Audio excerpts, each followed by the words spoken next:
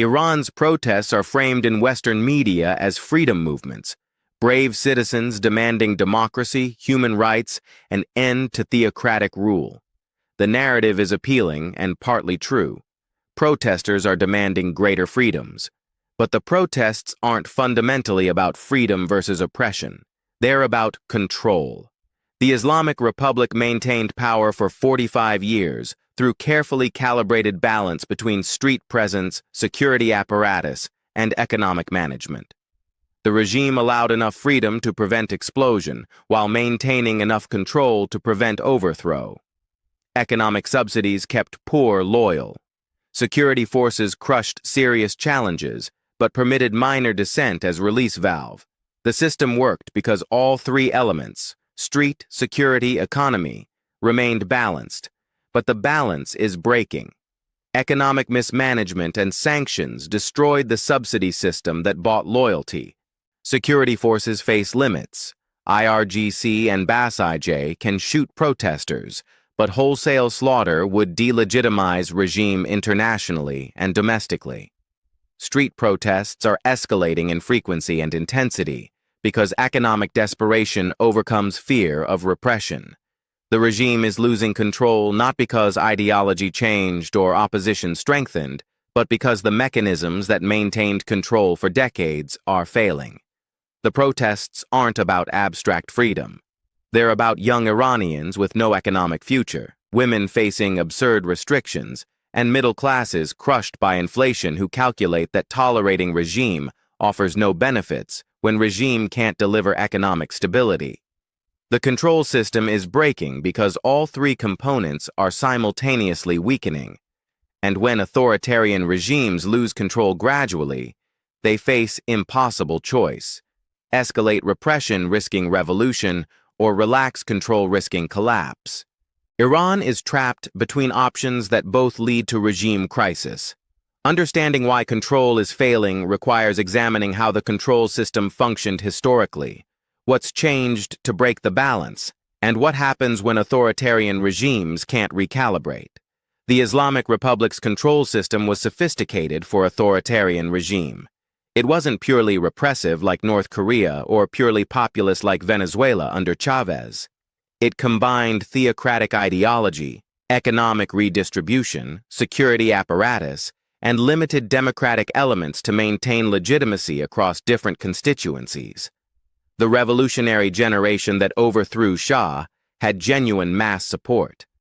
The regime built on this by delivering economic benefits to poor through subsidies and state employment, allowing limited political competition within approved boundaries, and using security forces selectively rather than indiscriminately.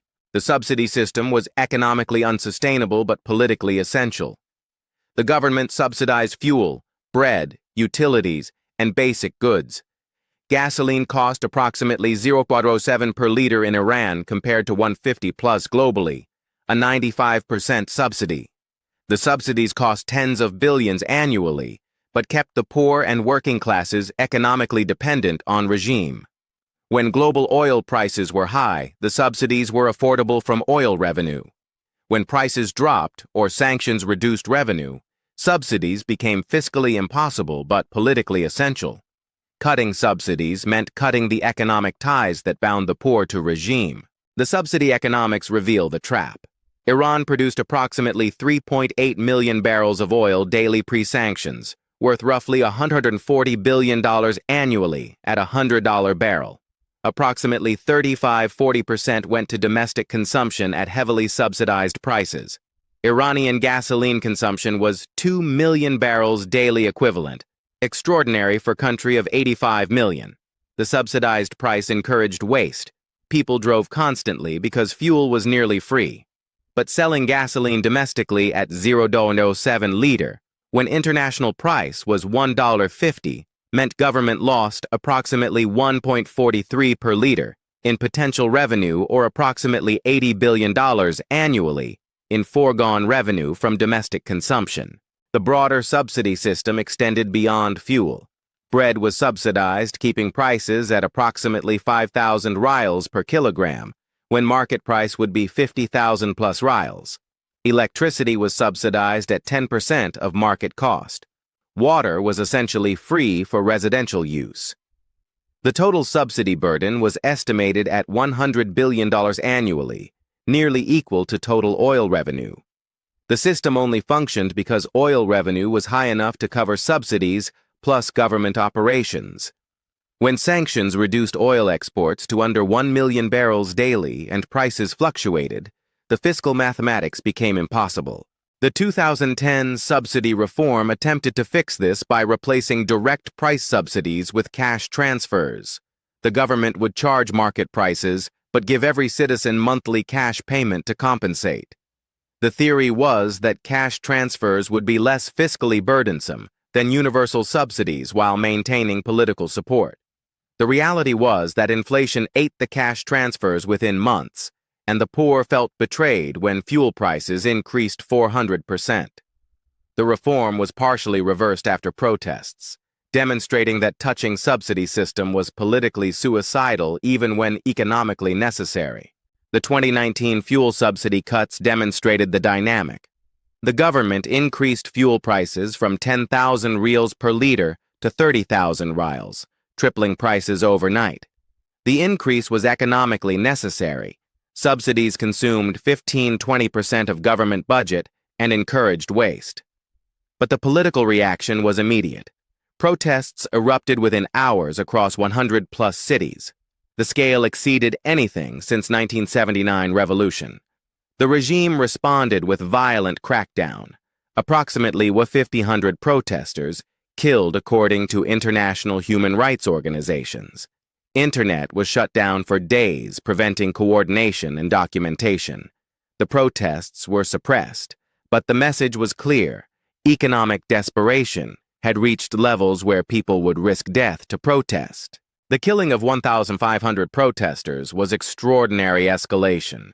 During Green Movement protests in 2009, approximately 70 protesters were killed. The regime maintained fiction that protests were limited and security response proportionate. The 2019 response abandoned pretense. This was mass killing to restore order. But mass killing works only if it's rare enough that population remains intimidated. If protests continue requiring repeated massacres, the regime delegitimizes itself domestically and internationally.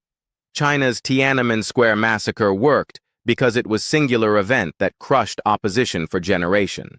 Syria's Assad survived by being willing to kill hundreds of thousands. Iran's regime faces question of whether it can sustain Chinese-Syrian levels of violence without fragmenting. The internet shutdown during 2019 protests demonstrated regime's control mechanisms and their costs. Iran shut down internet access for approximately 1 week, the most comprehensive internet blackout in any country to that point. The shutdown prevented protesters from coordinating, documenting violence, and gaining international attention. But the shutdown also crippled Iranian economy. Online banking stopped, e-commerce froze, businesses lost billions. The economic cost of shutdown was estimated at $1.5 billion for the week. The regime showed it could shut down internet, but sustaining shutdown indefinitely would destroy remaining economic activity. The technical mechanism involved ordering internet service providers to disconnect from international network. Iran's internet infrastructure is relatively centralized. 4 main connections to global internet that government controls. Shutting down these connections disconnected Iran from world. But internal networks continued functioning, allowing government communications while cutting population off from organizing tools and international documentation. The capability is unusual. Most countries lack infrastructure control for total shutdowns. But it's not permanent solution, because modern economy cannot function without internet access. The 2022 protests saw similar shutdowns but shorter duration and less complete coverage. The regime learned that total blackouts are too costly. Instead, they implemented throttling, slowing internet speeds to unusable levels, and blocking specific platforms like Instagram and WhatsApp while leaving basic connectivity. The throttling prevents video uploads, documenting violence while avoiding complete economic paralysis. But VPN usage exploded, allowing tech-savvy Iranians to circumvent blocks. The cat-and-mouse game continues with regime blocking VPNs and users finding new VPNs. The control is imperfect and degrading over time as population learns evasion techniques. The 2022 Mahsa Amini protests revealed different dimension of control failure. Amini died in custody of morality police after allegedly wearing hijab improperly. The death sparked protests initially about women's rights and mandatory hijab, but quickly expanded to general anti-regime sentiment. The protests lasted months rather than weeks. They spread across all provinces and social classes. University students, bazaar merchants, ethnic minorities, and working class all participated. The slogan, "Woman Life Freedom," became rallying cry. The protests weren't coordinated by opposition organization. They were spontaneous expression of accumulated grievances. The regime's response was violent but less so than 2019. Several hundred protesters were killed rather than 500 plus. The restraint wasn't humanitarian. It was strategic calculation that killing too many would internationalize crisis and potentially trigger military intervention, or coup. The Islamic Revolutionary Guard Corps and Basij paramilitary could shoot protesters in streets. But wholesale slaughter creates footage that goes viral globally despite internet shutdowns. It delegitimizes regime with international allies like China and Russia, and it risks IRGC officers refusing orders if killing becomes indiscriminate massacre of civilians rather than targeted repression of troublemakers. The IRGC and Basij are regime's coercive backbone but have limits. The IRGC is approximately 190,000 personnel, large but not unlimited. The Basij paramilitary claims millions of members but actual mobilizable force is maybe 100,000, 200,000. These forces can control protests in one city or several cities if concentrated. But when protests erupt in 50-plus cities simultaneously, the security forces are stretched thin. They can kill some protesters, arrest hundreds, and intimidate thousands. But they cannot occupy every street in every city indefinitely. The manpower math doesn't work. The international dimension constrains violence options. Iran needs China and Russia as trade partners and diplomatic cover. But Chinese and Russian tolerance for Iranian domestic repression has limits. If Iranian security forces conduct Tiananmen-scale massacre, Chinese support becomes politically difficult internationally. If Iran's instability threatens regional spillover, Russian patience wears thin. Iran cannot afford losing Chinese and Russian support while under Western sanctions. This creates ceiling on violence that protesters are learning to exploit. The ethnic dimension adds complexity. Iran is approximately 60% Persian but 40% ethnic minorities: Azeris, Kurds, Arabs, Baluchis. The minorities face discrimination and economic marginalization. Protests in minority regions are more intense and violent than in Persian-majority areas. Kurdish regions see sustained unrest. Baluchi protests demand not just regime change but autonomy or independence. The ethnic protests threaten regime more than general protests because they could lead to territorial fragmentation. The regime responds to ethnic protests more violently than general protests, but this violence alienates minorities further and creates martyrs. The women's rights protests are particularly threatening because they're impossible to suppress without attacking half the population. Mandatory hijab is enforced by morality police stopping women in public and arresting those deemed improperly covered. This requires massive security presence monitoring women constantly, which is expensive, personnel-intensive, and creates constant friction. When millions of women simply refuse to wear hijab, the regime cannot arrest millions. The morality police can harass and intimidate. But if most women ignore the law, enforcement becomes impossible. The regime faces choice of abandoning mandatory hijab, ideological defeat, or dramatically escalating enforcement, requiring security forces to attack women constantly. The generational divide explains why control is failing now after 45 years.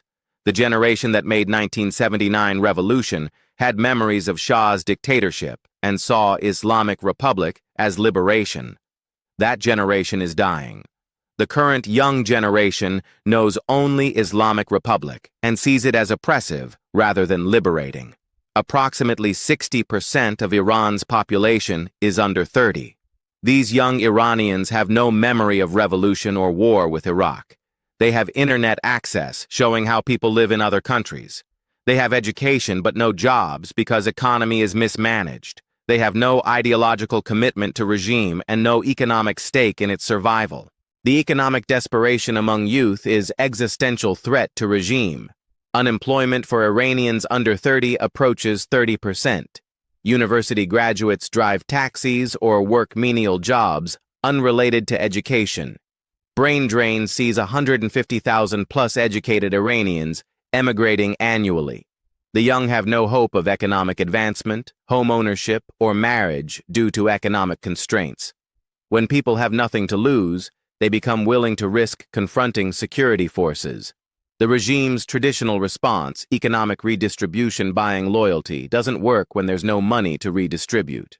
The middle class collapse matters because middle classes typically support stability, even under authoritarian regimes. Iranian middle class expanded during high oil price years of 2000s, but sanctions and mismanagement destroyed middle class wealth. Inflation exceeds 40% annually. The rial lost 90% of value against dollar. Savings evaporated. Property values collapsed. Middle-class families who could afford comfortable lifestyles now struggle with basics.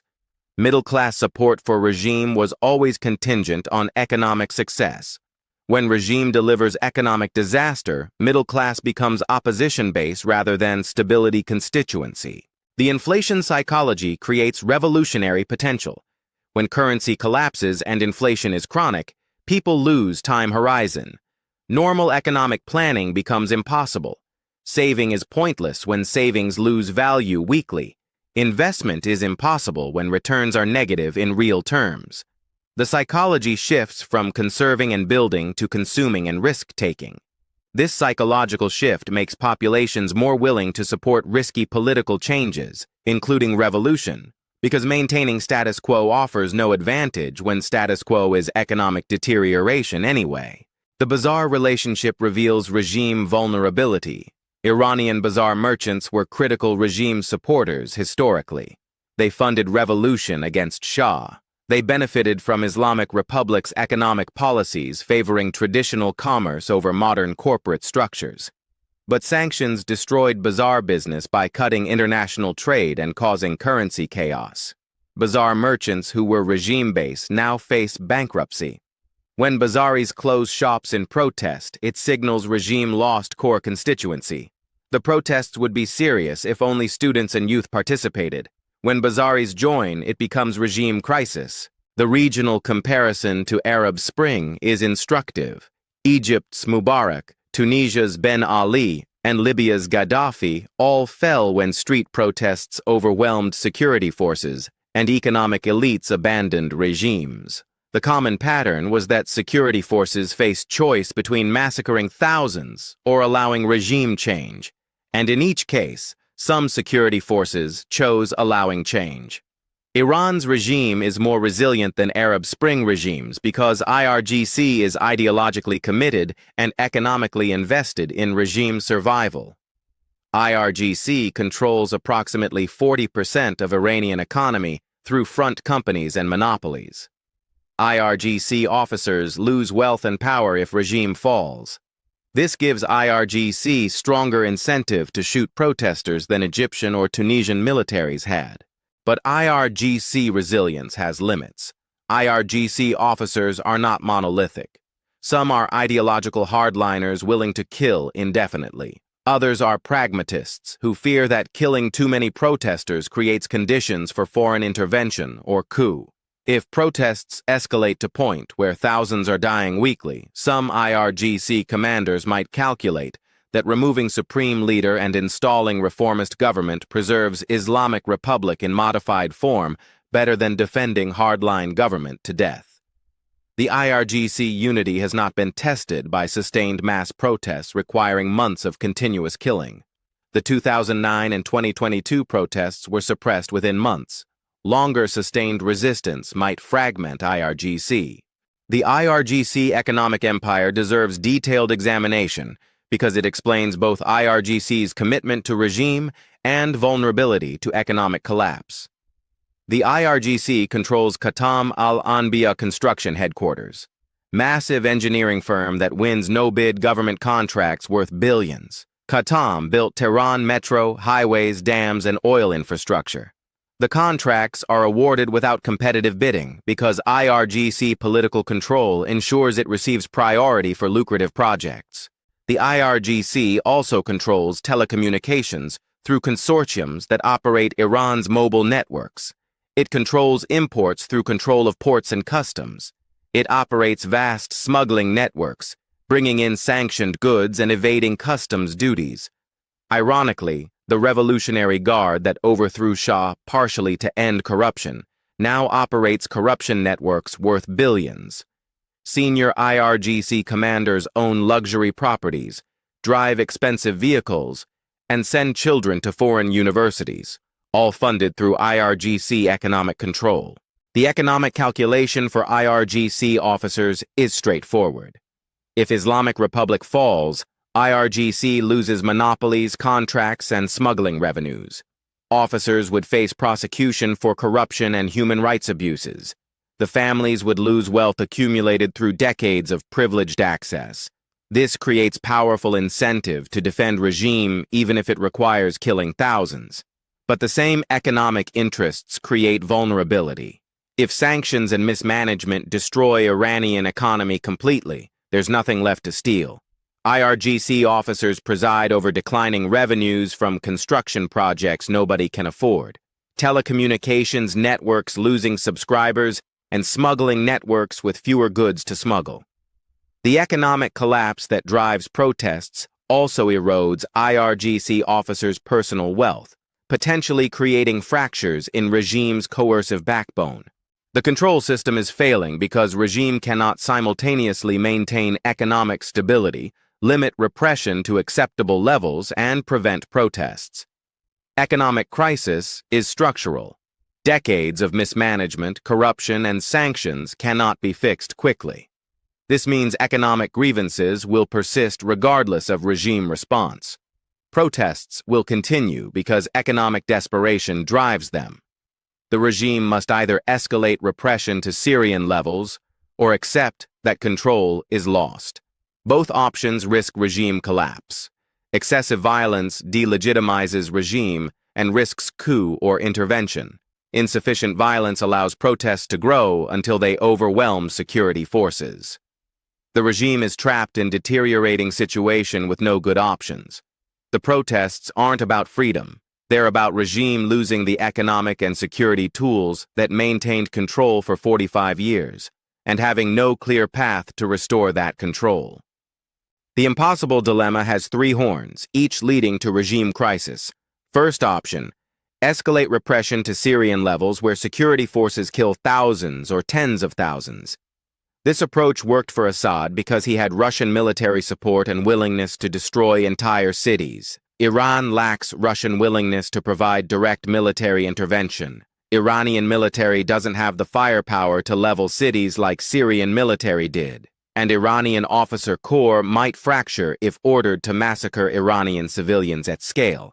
Syrian military stayed loyal partly because Assad filled command ranks with Alawite minority personally loyal to him, while IRGC is more diverse and less personally loyal to Khamenei. Second option, implement genuine economic reforms, opening economy, reducing corruption, and improving living standards. This would address root causes of protests, but requires dismantling IRGC economic monopolies and ending policies that benefit elites. IRGC commanders won't voluntarily give up economic control. Clerical establishment won't accept reforms that empower middle class and reduce ideological control. The hardliners who dominate regime prefer collapse to reform that would ultimately end their power. The political will for meaningful reform doesn't exist among ruling elite, even though it's only path to maintaining power long-term. Third option, muddle through with periodic repression, limited economic adjustments, and hope protests burn out. This has worked for 45 years, but is failing now because economic crisis is deeper, demographic pressure is greater, and population's tolerance for repression is lower.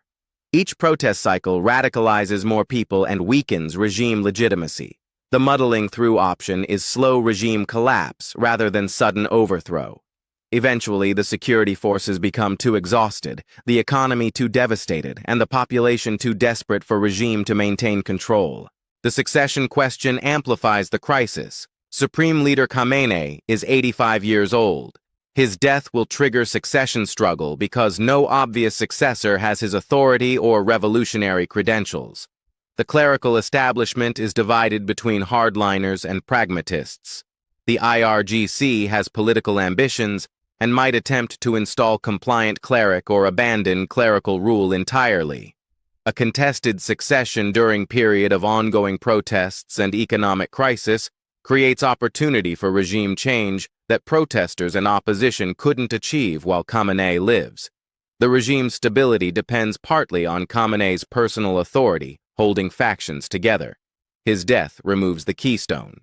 The external dimension matters because regime control depends partly on international isolation, preventing external support for opposition. But sanctions, internet, and diaspora communities mean Iranian opposition has international connections regime cannot sever. The diaspora provides funding, media platforms, and advocacy. The internet allows protesters to coordinate and document despite shutdowns. Western governments provide rhetorical support, though not material assistance. This external ecosystem sustains opposition in ways that weren't available to opposition movements in 1980s or 1990s. The regime can no longer isolate Iranian population from international influence that might embolden resistance. The control failure is structural, not temporary. Regime's tools for maintaining control, economic redistribution, limited repression, ideological legitimacy, are all degrading simultaneously. Economic crisis prevents redistribution. Security forces face manpower and legitimacy limits. Ideology resonates only with declining revolutionary generation. The protests are symptom of control failure, not cause of it. Different trigger events, Mahsa Amini's death, fuel subsidy cuts, currency collapse, spark protests, but underlying cause is that control mechanisms no longer function. The regime can suppress individual protest waves, but cannot prevent next wave because structural problems persist. The trajectory is toward eventual regime collapse or transformation through coup, revolution, or negotiated transition. The timing is uncertain, but direction is clear.